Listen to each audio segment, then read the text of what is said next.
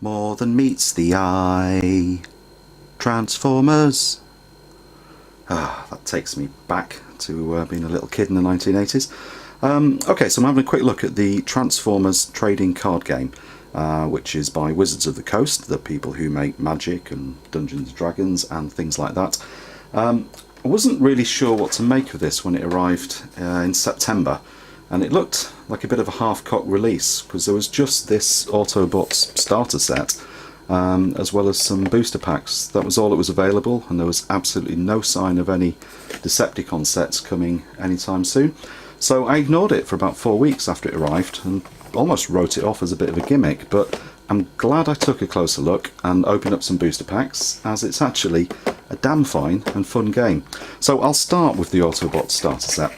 It's pitched as a two-player starter set, but it kind of is and it kind of isn't. So yes, 2 players can open this and they can have a game, but it's more of a half game. And that's okay if you want to have a couple of goes to get used to the basic rules, with 2 characters each and 20 battle cards each, but it doesn't stack up if you want to play a full 2-player game. You either need a starter pack each, or you have to hit the booster packs to get new characters and battle cards. The full 2-player version of the game does require you to have more or better characters available, and at least 40 battle cards in your deck. So it's the full version of the game that I'm going to focus on, as that's where the real fun lives, and it also opens up the collectible nature of the game.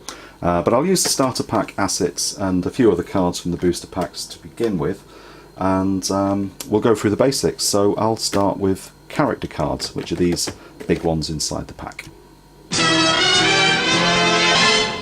In the 2-player Autobot starter set, you get 4 of these oversized character cards, and we've got Optimus Prime, we've got Bumblebee, Red Alert and Ironhide. And each character card has 2 modes, one on each side. So there's the Alt mode, and then when you flip them over, there's the Bot mode.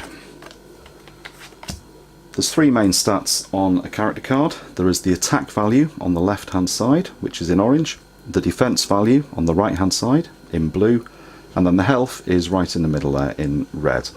The attack and the defense stats might vary between the different modes on a card, but health will always be the same. So if you take a quick look at Bumblebee, in Alt mode his attack value is 3, but in Bot mode it's 4. And as a reference, the stats on the other side of the card are always shown here in this box, so you can always sort of work out how good your character is in the other mode. Each side of a character might also have a special ability which can have an impact on the game. So for example, Optimus Prime in Bot mode has the Bold 1 ability, which means he can draw an extra card from the battle card deck when he's attacking, but a bit more on that later on. In Alt mode, the special ability says, when you flip to this mode, draw a card. So each time you flip him from Bot mode to Alt mode, you're able to take another card and add it into your battle card deck. All the character cards, they also have a star rating on the bottom of the Alt mode. So the reason for that is when you play a full 2-player game, you're assembling a group of character cards that together adds up to no more than 25 cards. So in this example, we've got Optimus Prime with 7 stars, 1, 2, 3, 4, 5, 6, 7. We've got Bumblebee with 6 cards. We've got Red Alert with 6 stars, and we've got Ironhide with 6 stars. So this deck, the starter deck, has a team conveniently worth 25 stars, which is the maximum allowed. Now the starter set also contains, it has 40 battle cards in it, and it's a generic ready-to-play deck for one person to use in a full 2-player game. You can increase and improve your battle card deck by adding in extra cards that you find in booster packs, but the main rule you have to keep in mind is that you cannot have more than 3 copies of any individual battle card in your deck. And the battle cards are a mixture of upgrades or actions, and each of those can improve your characters or give you a decent advantage during your turn. So to get started, you assemble your team of characters by placing them in a row in front of you in Alt mode only. Remember, Alt mode is usually the vehicle. You shuffle your deck of battle cards, place it near your characters, You then draw 3 cards to your hand, which only you will see. You don't show them to your opponent. And then choose who'll go first. So rock, paper, scissors, roll the dice, let the youngest person start, or whatever floats your boat. When it's your turn, first thing you do is you draw another battle card to your hand, and then you get to perform 3 actions. You can flip one of your characters to the other mode. So for example, flip Optimus Prime from alt mode to bot mode. You can also play an action card, which gets resolved instantly. So for example, this action card is disarm. I can play that, and by doing that I can return all upgrades on a character to their owner's hands. So I can either force my opponent to get rid of all the upgrades he's got on one of his characters, or if I'm bored of my own upgrades, then I can return them back to my own hand. When you've played an action card, you just leave that near you, and eventually it'll get put into what we call a scrap pile. That happens at the end of your turn. So you'd keep that close by so that you know you've just played it and the effect is still happening through this turn. You can also play an upgrade card onto one of your characters, and there's 3 types of upgrade. There's utility, armour and weapons. You can only have one type of upgrade though on one of your characters from the 3 categories at any time. So this is an armour upgrade, which I could put onto Optimus Prime. I now can't put any more armour upgrades on him. I can put another weapon, sorry, I can put our weapon and our utility on there, but I can't go above 1. So I can't have 1 armour and 2 weapons, or 1 utility, 2 armour, 2 weapons, anything like that. It's 1 from each category. Okay. Unlike the action cards, the upgrades stay in play until you choose to replace them with something better, or an effect from another action card forces you to remove them. You can do those 3 actions in any order, but you can only do one of them once. So you can't just play 3 action cards or flip 2 characters and then play an upgrade. You can flip a character, play an action card, and play an upgrade card. Okay. So, quick point about starting an actual battle in a 2-player game.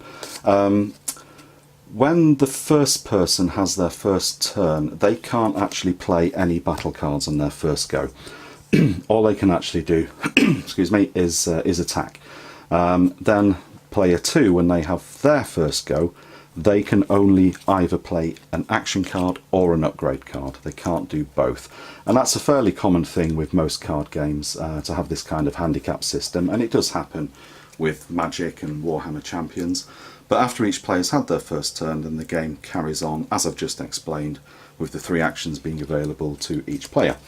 So you've flipped you've flipped a Transformer, you've played your sort of battle cards. So I've put an armour upgrade on him, and I've played the disarm action. The next step is to actually attack your opponent. The only way to win a match in the Transformers game is to completely destroy all of your opponent's characters. So the main focus is to attack and deal damage. To attack, you choose one of your characters and you tap the card by rotating it sideways. If you're familiar with Magic, that's generally what's meant by tapping a card. That is untapping a card. You can choose to attack an opponent character once you've tapped your own character card. If all of your opponent's characters are untapped, then you can choose to attack any one of them. But if one of them is tapped, then you can only attack that one. And that's important to consider, because as soon as you tap a character of your own and attack with it, it then becomes a target when your opponent gets their turn, because they have to attack your cards that are tapped. So it's worth keeping that in mind. If more than one of your opponent character cards is tapped, then you can choose which one you want to target. So when you actually come to attack, the way you do it is you flip 2 cards from the top of your battle deck. And for attacking, you're looking for the orange symbol in the top right hand corner, because each one of those gets added to your attack value that you've got on your character card that you're attacking with. If you flip a battle card that has a white symbol, then you get to flip 2 more cards from your deck to add to your attack. That one's no good. And there's another orange one, so I'd get another point for that. Okay. You can only do that once though, so if I had turned over a second card with a white symbol, then I ignore it. You can't do that extra flip on that occasion.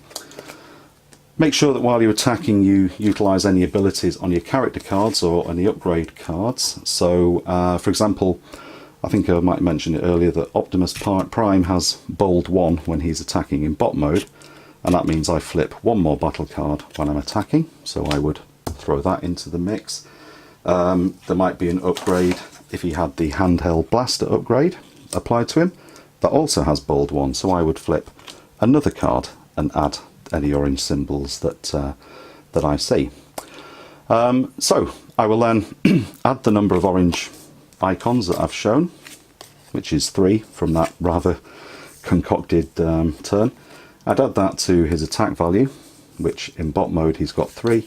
So that's a total attack value of 6, and that's how much I'm throwing at my opponent. My opponent then does a similar thing. So let's just pretend that I've chosen to attack Ransack, the nasty Decepticon. Actually, he's an Insecticon Commando. So for his defense, he also flips 2 cards, and he's looking for the blue symbol in the top corner there. So he's flipped 2 cards there, which gives him 2 more points of defense, which he adds to his 3 defense stat on his card, and that basically means that his defense value is 5. Again, you have to look at upgrades or any special actions on the actual character cards. So for example, if he had bold in there or tough, then he would be if he had the tough ability, he would also be flipping extra cards. If he had an upgrade such as armoured plating, then he would increase his defense total by 1 anyway. If he had reinforced plating, tough 2, he'd be flipping 2 more cards looking for the blue symbols as well. So when you get to the point where you've got a defense value and an attack value, you basically measure them up. So you compare the defense total against the attack total, and if the defense is equal or higher, then nothing happens. So for example, Optimus Prime scored 6 on attack. If Ransack here had 6 defense, nothing happens. But we'll pretend on this example that Optimus Prime did 6, Ransack had 5, and so therefore Ransack will take 1 damage. And you then put a damage token on. So in the 2-player starter set you do get these handy double-sided card tokens. I really like these acrylic ones, which are made by Counter Attack Bases, which have a look for their website, Counter Attack Bases, and they're £2.50 a set, and you do get, you get quite a bundle of them inside a set. So £2.50 for a set of Autobot tokens, £2.50 for some Decepticon tokens.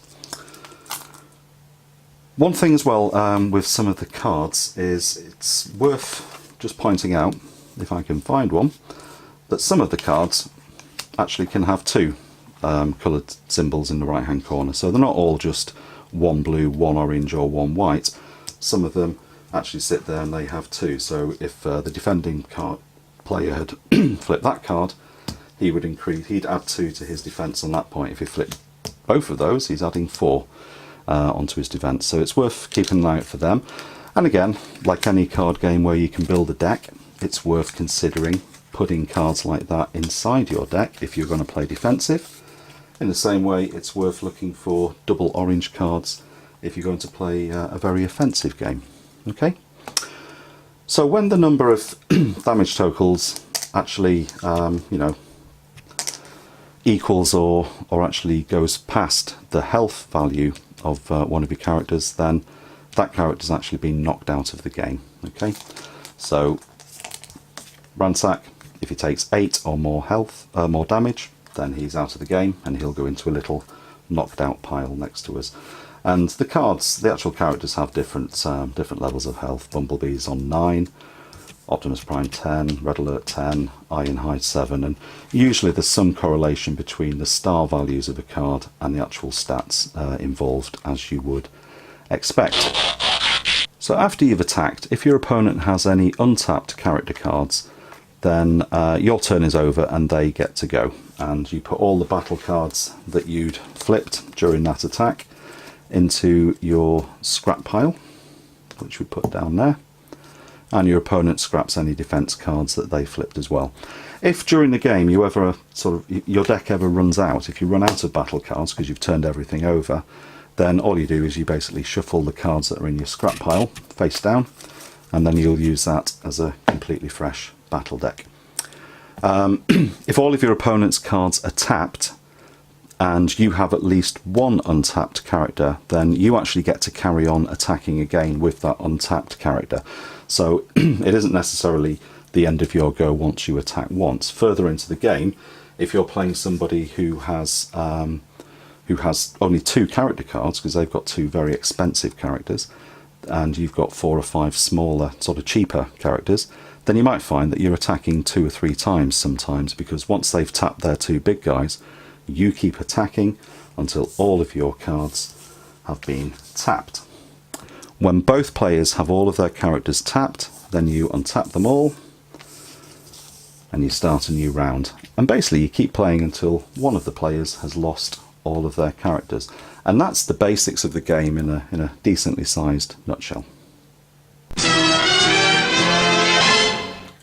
Just a final point then about the actual game itself and the booster packs. So as you've seen, the Autobots 2-player starter set is available. Like I said earlier on in the video, for 2 players this is half a game, but for 1 player this is a good way to get started. A couple of the characters, Ironhide and Red Alert, aren't particularly brilliant, but all of these character cards that are in this starter set are unique to this starter set, so you can't get them in any of the booster packs. And if we look at some of the cards that are in there, Optimus Prime, if you look down at the bottom of a character card, hopefully you can see it, it's got the letter R there. That basically means it's rare. So these cards you can only get inside the 2-player starter set. So if you want to be a collector, and if you want, a decent mix of battle cards, and the damage tokens and things like that, then that is a relatively low cost way to get started. I think you can pick those up. I think we're selling them for about £12.99, something like that, £13.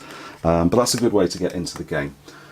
Buying booster packs, like so many other card games, that's where everything comes to life a little bit more, because in the booster packs, every single booster pack has a character card inside it, so you're guaranteed to get a new character card when you buy just one booster pack to add on to your 2-player starter set. And there are multiple versions as well. So the Optimus Prime that you get inside the 2-player starter set is Optimus Prime Autobot Leader, and there's another version which is Optimus Prime Freedom Fighter, and the stats are a bit different. 5 attacks versus 3, 15 health versus 10. Flip them over, 6 versus 3, 50, well, health stays the same, only 1 defense versus 2. There are actually no restrictions on character cards in the game, so you could build a deck of Optimus Primes if you want. So this one is 7, this one is 5, 10, 12, so you could have 19 points and you could play 2 Optimus Primes against each other. The only thing you can't do is have multiple versions of the same card, so I couldn't have 2 Optimus Prime Freedom Fighters. I'd have to have that and something else. You can mix Autobots and Decepticons if you want to. There's no rules about that. You don't have to have anything from the same faction or the same type. You can play a mix of cards and planes. But that's where the game gets interesting. If you want to be thematic, you might want to build a deck completely made up of Insecticons. You might want a deck completely made up of Decepticon aeroplanes. I'm sure I had another one here somewhere. Yeah, so there's actually 4 or 5, I think, of these Decepticon planes. You could have a deck full of cars. Again, I said about the character cards, there's another Bumblebee here, Courageous Scout. He goes alongside the Brave Warrior one that you got in the starter set. And again, the one in the starter set is rare because you can only get him in the starter set, whereas Bumblebee Courageous Scout, there's a C there, that means it's a common one, but it's a slightly better card than the one that comes in the starter set. There are some pretty cool rare cards. Darkmount, Cruel Overlord. He's pretty awesome. He's got some very good abilities. there's Autobot planes. The Dinobots are also in there. There's Dinobot Slug. So you could build a team made up completely of Dinobots. Megatron is available in the booster pack. This is the basic one, the Decepticon Leader, and he's a common card, only costs 10 stars. But then there's also Megatron the Living Weapon, which is a rare card you can find in the booster packs, and that one is 13 stars.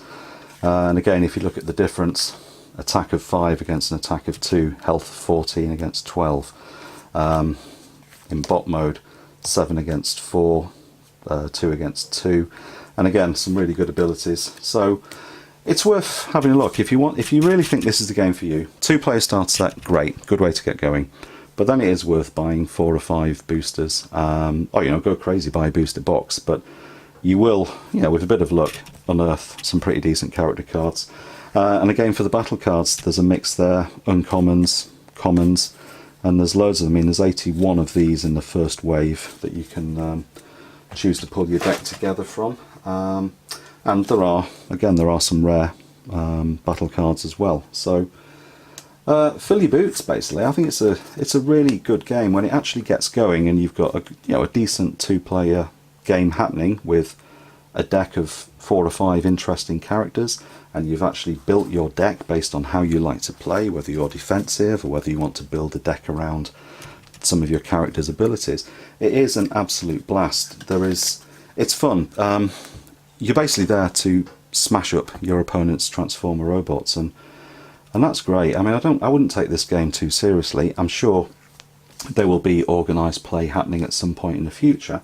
But for now, really, all we've got at the moment is the starter set and the booster packs. Although that said, this did arrive today.